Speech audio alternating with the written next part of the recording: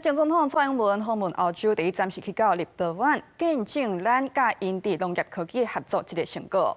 也伫咧暗会时，蔡英文和因的议员互相交流，感谢立陶宛支持咱台湾，也咱会甲因徛共阵，坚守民主的理想。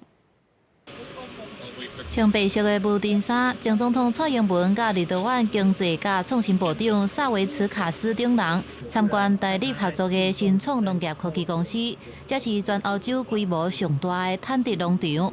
种植面积有4000平方公尺，逐日菜色产量会当到1000公斤，大约占立陶宛逐日菜色的需求10%。 蔡英文当场啉现榨的菜色果汁，伊感觉真赞。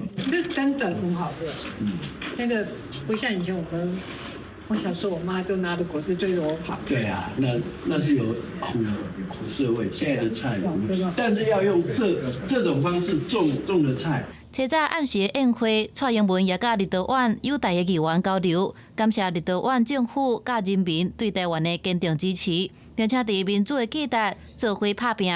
相信伫地缘政治的挑战甲威权势力之下，台湾会和立陶宛徛做伙，坚守民主的理想。 Even small countries can make a difference when guided by principle and bravery.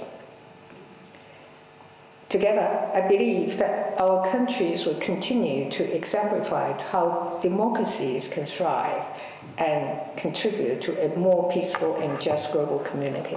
蔡英文卸任了后，第二届出访澳洲，伫立陶宛的行程结束了后，会前往丹麦，由民主联盟基金会邀请出席哥本哈根民主高峰会，并且发表演说，表达台湾拍拼甲民主朋友共同合作，确保区域的安全稳定。公司新闻采访报道。